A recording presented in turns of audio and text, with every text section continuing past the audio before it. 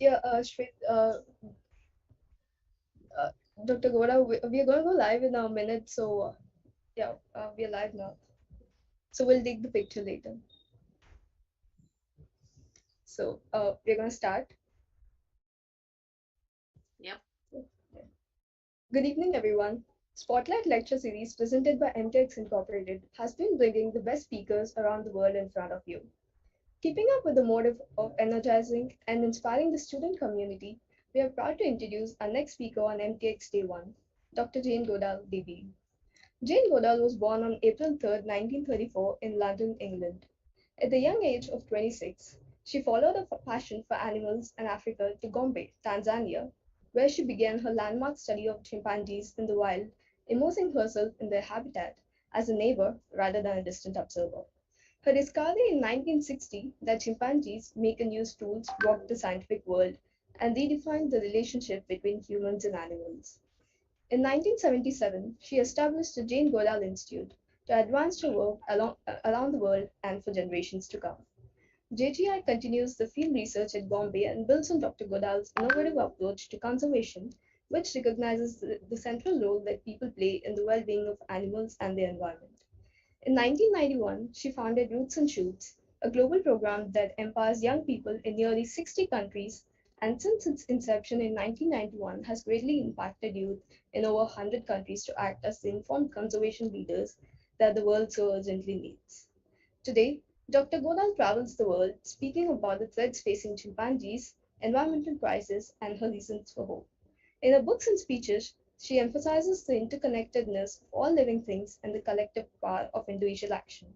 Dr. Goodall is an UN messenger of peace and Dane commander of the British Empire.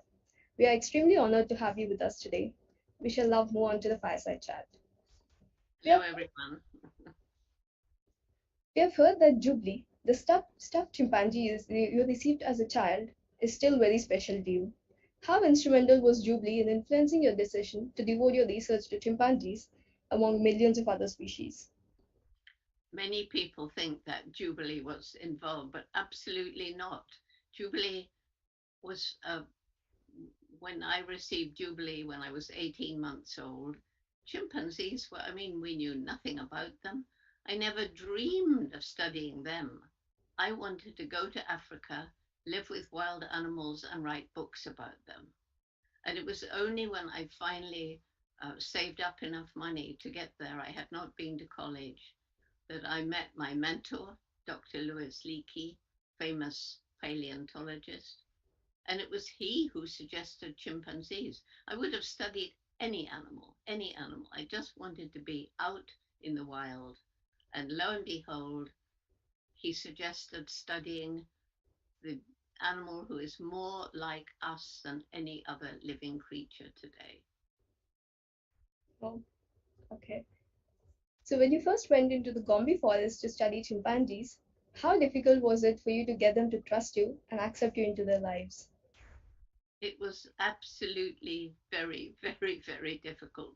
For 4 whole months, they would take one look at me and vanish into the thick forest. And I only had money for 6 months. So I was really, really worried. I mean, I knew given time, they would come to trust me. But I only had 2 more months. And then, fortunately, one chimpanzee, David Greybeard, here he is behind me, David Greybeard began to lose his fear, and I could get a little bit closer. And it was he who I saw on that amazing day using grass stems to fish termites from their nests and then eating them, and sometimes breaking off a leafy twig. And to use that as a tool, he had to remove the leaves. And so David Greybeard was using and making tools, something which at that time science thought only humans could do. Okay, that was really insightful. Yep. So moving on to the next question. You were known to have named your chimpanzees instead of numbering them, as was customary at that time. When did you begin to see the importance of scientists forming an emotional bond with the animals they study, and how did it help in your research? Well, as I have said, I never went to university. I knew nothing about that kind of science. The idea of numbering the animals I was getting to know so well instead of giving them names. I mean, it's like as if you had five dogs and they were number one, two, three, four, five. You wouldn't do that. And it never occurred to me to give them numbers. And when I finally got to Cambridge, I'd been with the chimpanzees about 2 years. And I was to do a PhD because Louis Leakey said, "Oh, no time for an undergraduate degree." And I was really nervous. You know, I was going to Cambridge University, the top university for science in the UK. I hadn't even been to college. And to be told I'd done everything wrong. I shouldn't have given the chimpanzees names. That wasn't scientific. I couldn't talk about their personalities, their minds, and certainly not their emotions. Why? Those are unique to the human. I was told that the difference between us humans and all the other animals was one of kind. We were totally, totally different. Well, fortunately, A, I had read Darwin very carefully, and B, I'd grown up with my dog. Here he is up behind me, Rusty. Oh, And Rusty had already taught me that animals have personalities, minds, and emotions. So I knew that in this respect, the professors were wrong. And I just quietly went on talking about the things I knew were true.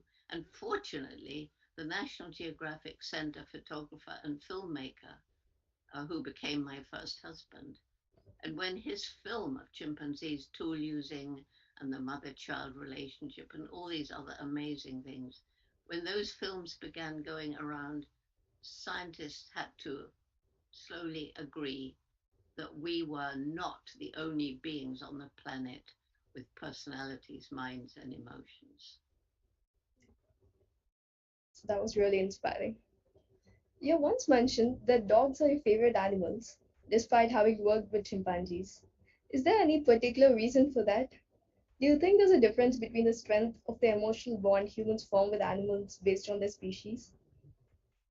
Well, dogs have been called man's best friend, Yes. and the relationship with a person and a dog is something which, is so completely different.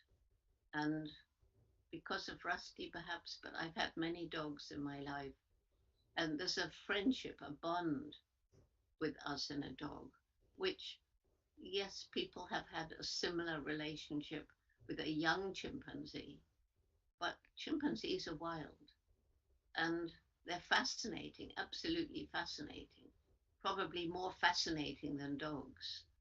But nevertheless, you cannot love a chimpanzee the way you love a dog unless you are caring for orphans who need our love. And that's something very different from being out in the wild. So dogs are just, I mean, what they do for us is amazing. Or certainly during this pandemic, many people in Europe and America who've been isolated in their homes, they've taken a dog to give them companionship. It's made all the difference. Yes. So, your mentor, Dr. Leakey, once quoted, "People frequently ask me why I devote so much time to seeking out facts about man's past. The past shows clearly that we all have a common origin and that our differences in race, color, and creed are only superficial. We know that humans being social life has undergone a profound change over the centuries. Does this kind of evolution exist in chimpanzees as well? Having worked with chimpanzees for decades, do you think there are any social or cultural aspects of their lives that we still carry today?" Well, chimpanzees, when in the 1970s I began talking about chimpanzee culture, Mhm. uh, if we define culture as behavior passed from one generation to the next through observation, imitation, and practice. And just as when I talked about chimpanzee personality in 1960, when I talked about chimpanzee culture in 1970, I was I was regarded as some kind of outlaw. But Mhm. now we know chimpanzees are now studied in different parts of Africa, and they have different tool using behaviors. They have different feeding practices, and you can watch the infants. They're so attentive to the behavior of an adult, usually the mother or older brother and sister, and they watch intently. And then you see the infant trying to use the object as a tool, and at first doing it very badly, using the wrong sort of tool, using it in the wrong sort of way. But eventually they manage to acquire this behavior. So in West Africa, chimpanzees have a stone hammer technique to open hard shelled fruit, hard shelled seeds. And we have the same seeds in Gombe, but the chimps never have acquired the habit of using rocks to break them open, so they don't eat them. So it's been absolutely fascinating. We have just celebrated 60 years of research at Gombe. We're still learning new things about the chimpanzees, about their cultural behavior. And because of DNA testing, we now know who the fathers are. So you can look for um, similarities of behavior that may be genetic, passed from mother, father to child. You can see behavior that is acquired for environmental reasons, that maybe a young chimp finds something out for itself, like a new food. And so we're still learning so much about these close relatives of ours. And it definitely helps us to understand our own human behavior. Yes, I'm sure the viewers would have been thrilled by that. So, you've always been interested in the lives of chimpanzees, but in 1994, you founded an organization that worked for community based conservation in Western Tanzania. What incident caused this major shift? Well, um, I went to a conference which actually I helped to organize in 1986. And by that time, there were 7 different study groups in different parts of Africa researching chimpanzee behavior. And the idea was, let's bring these scientists together and let's find out which behavior uh, is different in these different sites. How does the environment affect behavior? Does it affect the behavior? But at the same time, it was a 4 day conference. We had one session on conservation. And it was an absolute shock to see across these 7 areas in Africa pictures of forests being destroyed, hearing about chimpanzee numbers dropping, hearing stories about the beginning of the bushmeat trade, the commercial hunting of wild animals for food. And it was absolutely shocking. So I went to that conference as a scientist, and I left knowing I must do something about this. I didn't know what to do. So I got together some money and went to visit these study sites. And I learned a lot about the plight of the chimps. But at the same time, I began to learn about the problems faced by so many African people, the crippling poverty, the degradation of the land, the growing human population. And so it came to a head when I flew over Gombe National Park. It's a very small area, it's the smallest national park in Tanzania. And when I began in 1960, it was part of what we called the equatorial forest belt that stretched right across Africa from East Africa to the west coast. And by 19, late 1980s, when I flew over, it was just this tiny island of forest surrounded by bare hills. All the trees had been cut down. Why? Because people living in poverty have to survive somehow, and because their population is growing, the land can't provide sufficient resources. The farmland is overused, infertile. They're desperate to get more land to grow food to feed their family, so they cut down the trees. And they were beginning to cut them on the really steep slopes of the valleys. So you're getting terrible soil erosion. And the people were struggling to survive. And that's when it hit me. If we can't help these people find ways of making a living without destroying the environment, we can't save chimps, forests, or anything else.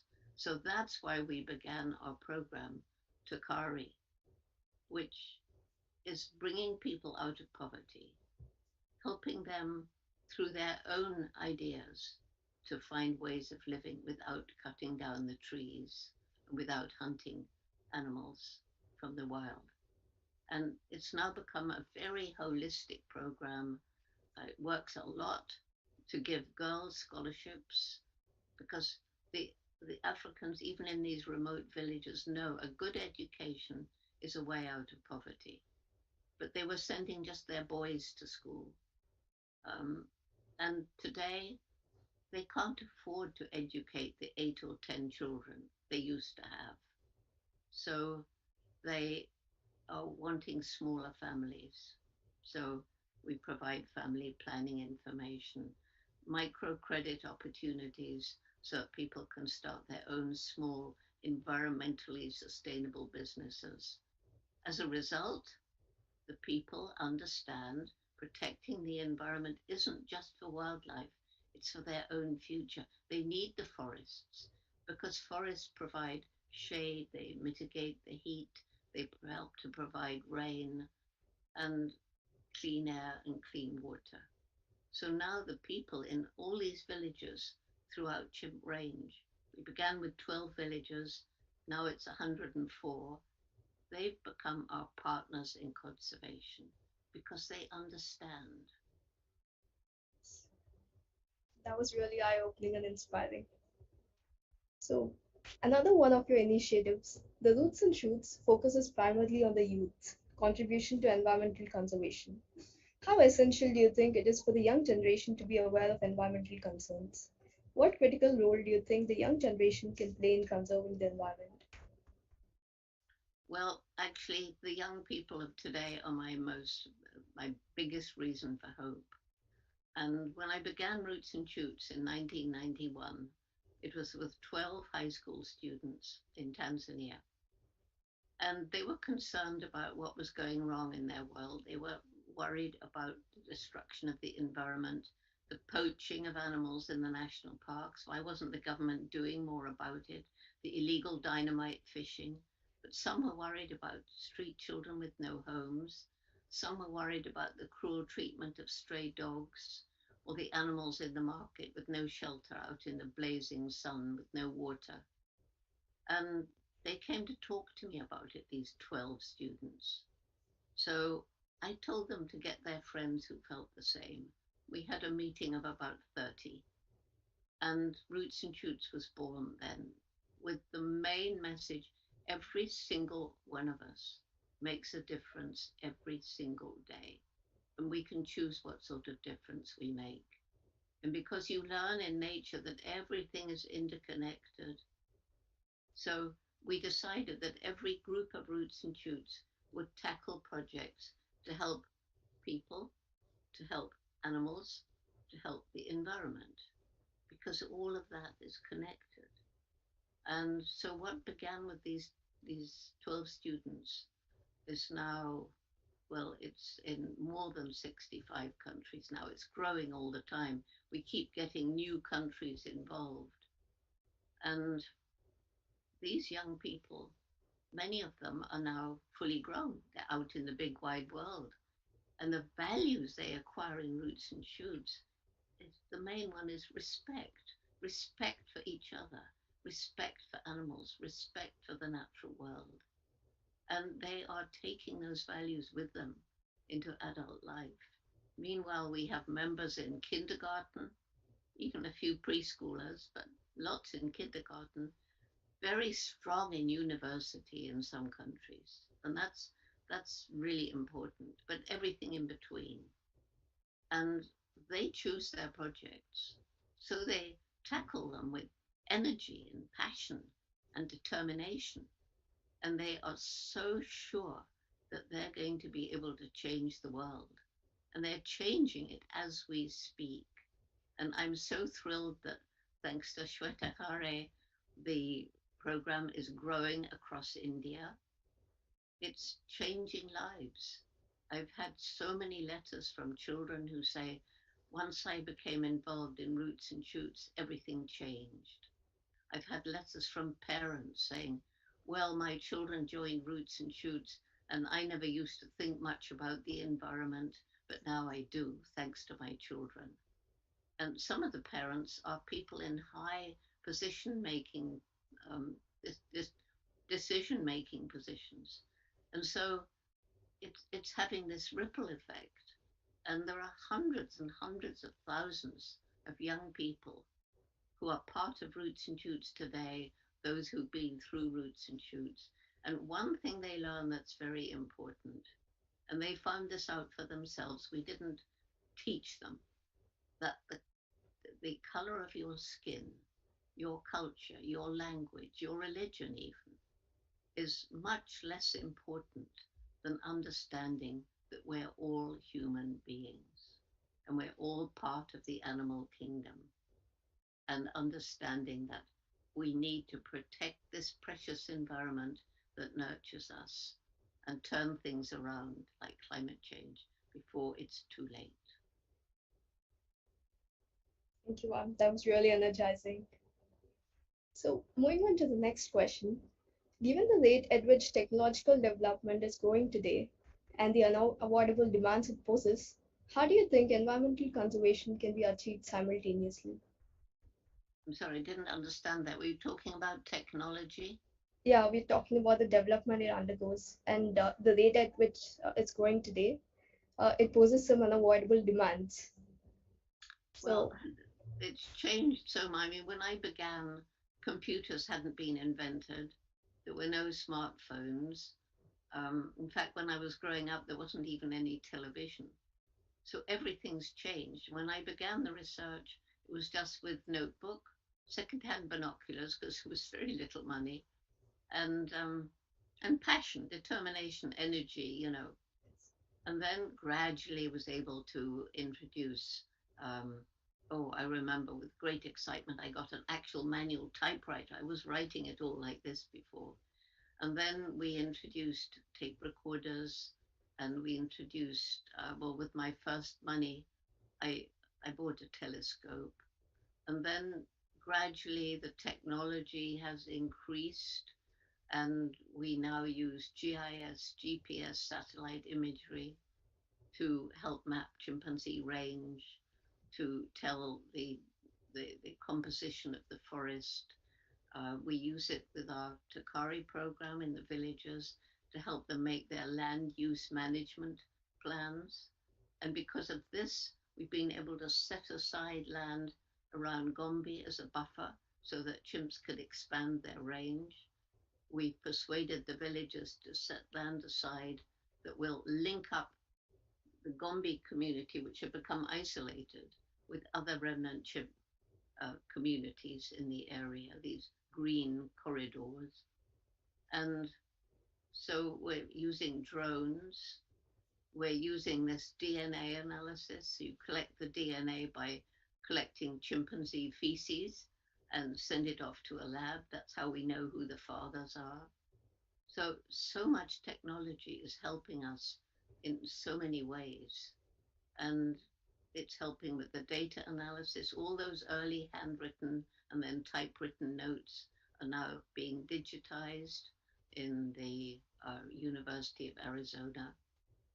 So things have changed, and it's definitely helping the research. However, it's terribly important to realize that it's the observations that are carefully observed and written, and not just numbers punched onto a smartphone. We need to have the details of an interaction that you cannot record on a smartphone. You can video it, but you can't video all the time. So it's a mixture of both. It's a mixture of technology and observation and caring with your heart.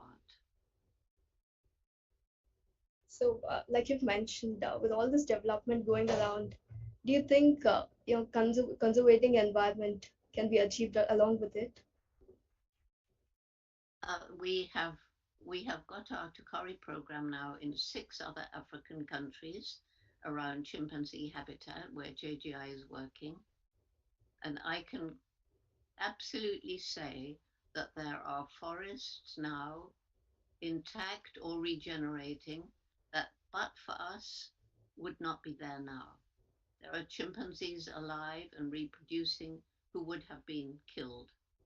So our research and then our conservation method has definitely made a huge difference. And very excitingly, we've just put this whole Takari method of community led conservation into a book, which is going to be published maybe in about sometime next year, sometime in the middle of this year. And I've just been through the proofs. It's a very exciting book. And this means that this method can be used in other parts of Africa. It doesn't have to be chimps. It can be used in India, where you have so many of the same kind of problems, the growing numbers of people, the fragmentation of habitats. Um, this is a program which will enable the local people to become involved hands on themselves in conservation. Thank you. We are looking forward to the book too. So, for the past 2 years, the world has seen terrible consequences of human atrocities on the environment in the form of COVID-19 pandemic. It has also pointed out glaring inequalities and issues prevalent in our society. What do you think should be the key takeaways from this pandemic and the changes that we need to imbibe in ourselves? Well, the the trouble is that the main challenges we face today, which are climate change, warming of the planet, and the loss of biodiversity, those are the two real main challenges. And then, if you want to add in corruption, which is another important thing, you want to add in population growth. You know, there's, I think, 7.7 billion of us today, and already we're using up natural resources in some places faster than nature can replenish them. And it's because we have this crazy idea there can be unlimited economic development on a planet with finite natural resources. And so, climate change and loss of biodiversity, we have brought on ourselves by our absolute disrespect of nature and disrespect of animals. And the thing is that we are part of the natural world. Even if you're in the middle of a city, every breath of air you breathe depends on the natural world. Every piece of food you eat and water you drink is the result of the natural world. And we go on disrespecting it at our peril. And what we depend on the natural world, but we depend on a healthy ecosystem. And I like to see an ecosystem, say, let's say a forest ecosystem, the Gombe ecosystem. It's like a tapestry of interrelated species that form that ecosystem. And every time one of those species, animal or plant, disappears from that ecosystem, it's like pulling a thread from the tapestry. And if you pull enough threads, the tapestry hangs in tatters and the ecosystem will die. That's happening. So we have to tackle these problems. It's the same with the pandemic. Our disrespect of animals, moving into their habitat, forcing animals into closer contact with humans, giving an opportunity for a pathogen like a virus to jump from one animal to one person. If it bonds with a cell in the human body, it may create a new disease. We call them zoonotic, animal to person. And it's thought, of course, that this pandemic began when a virus jumped from an animal to a human in a Chinese wildlife market. These wildlife markets, which are all over the world, We hunt animals and trap them and send them or their body parts around the world to sell in wildlife markets as food, medicine. We sell these wild animals as exotic pets. And all of this gives this opportunity for a pathogen to jump from an animal to a person. This pandemic was predicted a long time ago. And it's not only wild animals that provide these opportunities for new zoonotic diseases. It's the factory farms, the way we farm animals, the way we crowd them into small spaces, usually in unhygienic conditions. And that too has caused many different zoonotic diseases. So we've got to start treating animals in a different way. We've got to start treating nature in a different way. We've got to tackle the problem of human population growth and this crazy idea, that the annual growth of GDP is more important than protecting the environment for the future. Yes, that was really inspiring. So, how are zoonotic pandemics in animals, different from human pandemics? How difficult is it to diagnose and eradicate them, given the fact that human pandemics are extremely difficult to eradicate? Do we have enough data and domain knowledge regarding the same? You mean pandemics or disease in animals?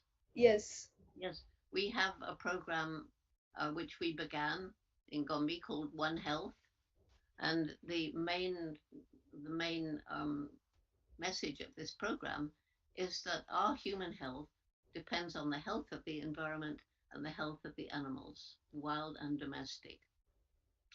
And we now have ways of finding illness in the chimpanzees as well as in the surrounding people and their domestic animals, the health of the monkeys and other animals that we study at Gombe.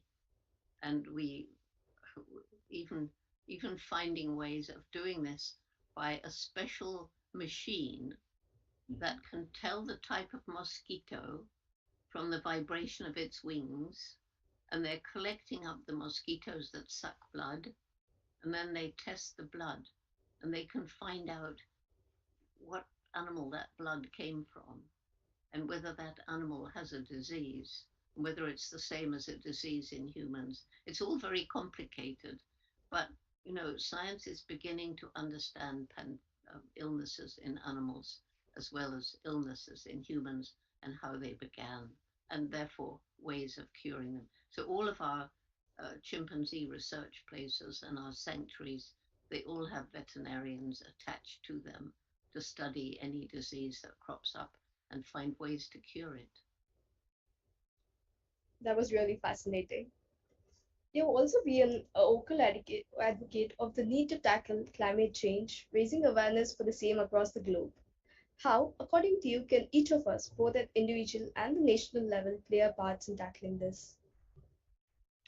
Well, everybody can make a difference unless we're living in absolute poverty.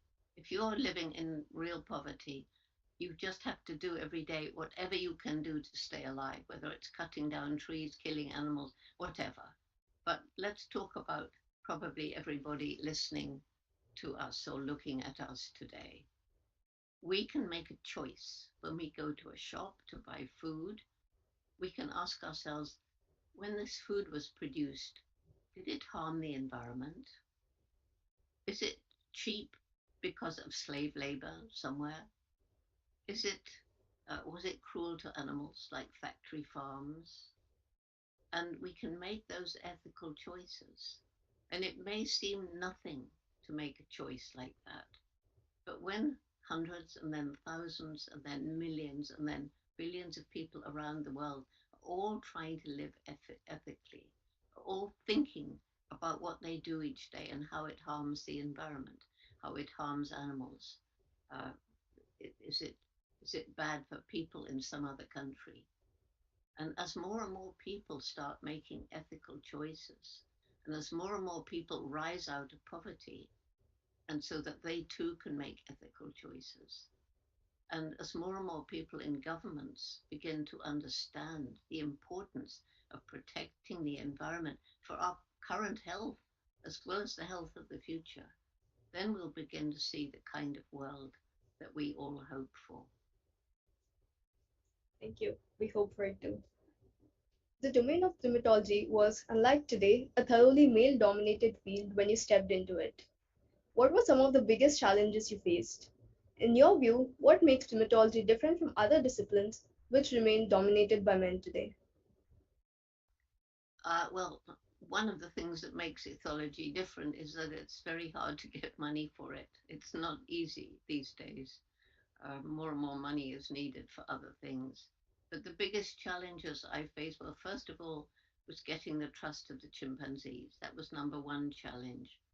Number two challenge was continuing to get the money to continue with the research. That's always been a major challenge. It's a huge challenge for anybody who wants to do field work. So I always tell students, you think you want to go and work in the field, you want to study monkeys, you want to study tigers, you want to study whatever. You've got to be sure that you really, really want to do this because it won't be easy. You may be in very difficult situations. You may have to be pretty physically tough. So you've got to want to do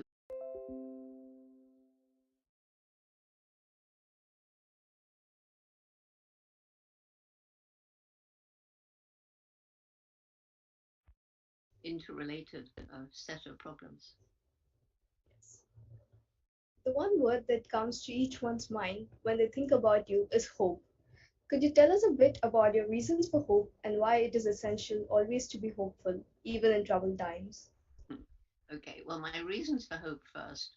Um, First of all, it is the young people because of their energy, enthusiasm, commitment, and growing numbers.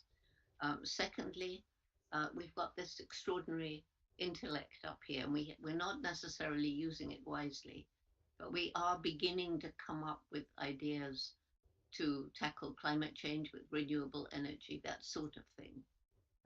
Solar energy, wind energy, tide energy, and so forth. And many other ways we're using our intellect to come up with ways of, we can now create meat substitutes so people can stop eating a lot of meat. Eating a lot of meat is harming the environment, clearing land to grow grain to feed the cattle and the pigs and so forth, as well as being very cruel. Um, and so our brains are beginning to move in the right direction, and we can do a lot more. And all the time, I'm finding information about how our brains are helping. And then, nextly, nature is very resilient, and areas which we have destroyed, give them time and perhaps some help, and nature will take over again. You've got many examples in India. Animals on the brink of extinction can be given another chance. In some areas, your tiger populations have, have increased. There's no point increasing tiger populations if there isn't enough habitat for them to move into. And it's no good doing any of that, which is expensive, unless the local people are helped to find ways of living in harmony with the tigers. So again, there are problems, and we have to use our intellect to try to solve them. But nature's resilience is a very important reason for hope. And then there's what I call the indomitable human spirit, the people who tackle what seems impossible and don't give up and so often succeed, the people who are maybe crippled. And I know people, like a man who was born with no arms and legs. And he is the most inspiring person. He's got little stumps of arms, and he's got a little sort of flipper thing coming out of his thigh, like a foot. And he goes around on a skateboard, and he's one of the most alive, dynamic people. And he hops up on the sofa beside you, and you look into his eyes, and you're looking into the eyes of this amazing human being. And so that's a reason for hope. So, why is hope so important? I have been meeting people who have lost hope. Roots and Shoots began because I was meeting so many young people in the late 80s who told me that they didn't have much hope. They were either very depressed, or they were angry, or they were just not seeming to care, apathetic. I mean, so why do you feel like this? Well, you've hurt our future and there's nothing we can do about it. Well, I thought there was something that could be done. That's why Roots and Shoots began. But why do we need this hope? Because if you don't have hope, you don't bother to do anything. That's what was happening with the young people. They were just giving up. And if you don't have hope, you sink into apathy. We're doomed. So hope isn't just wishful thinking. Some people think, oh, you hope, you don't see the problems in the world, you're just silly. No, it's not like that. I know all the problems we face as well as anybody else. But imagine we're at the beginning of a very long and very dark tunnel. And right at the end of that tunnel is a little shining star. That's hope. But we don't sit at our end of the tunnel and just say, oh, I hope that'll come to us. No, we have to brace our shoulders and we have to be prepared to go into that tunnel and work our way under, climb over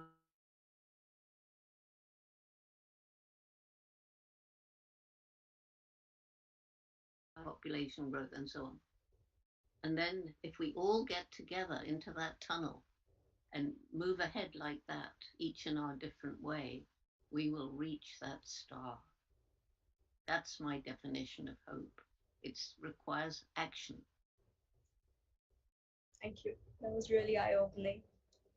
So finally, what advice would you like to give to the budding young minds who have you as their role model and a source of inspiration on what they could do to bring about a difference? Well, I think for young people, the most important message is what my mother gave to me. So I was born loving animals. I think I've said that. And when I was 10, I'd been reading books about Tarzan of the Apes and probably some other books you don't have in India. But anyway, reading those books inspired me to want to go to Africa. I was 10 years old, and that was back in 1944. Girls didn't do that sort of thing. Everybody laughed at me. Jane, how will you get to Africa? It's very far away. You don't have money. We had very little money. You know, clothes were secondhand. And anyway, World War II was raging. Um, and anyway, you're just a girl. Girls don't do that sort of thing. Why don't you dream about something you can do? But not my mother. She said, Jane, if you really want to do something like this, you're going to have to work really hard. You're going to have to take advantage of every opportunity. And then, if you don't give up, maybe you find a way.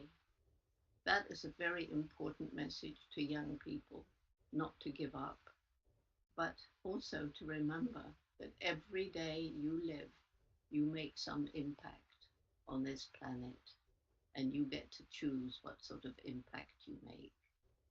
So those are the most important messages. You as an individual matter. You make a difference. Thank you. That was very inspiring indeed. So that was a really illuminating chat with you, ma'am. Once again, I take pleasure in thanking you for your time today.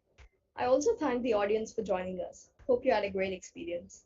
For more such insightful events, do tune in tomorrow as Spotlight Lecture Series host Dr. David Patterson, Mr. Massimo Banzi, and Honorable Justice Shri R.C. Lahoti. Thank you. Goodbye, everyone.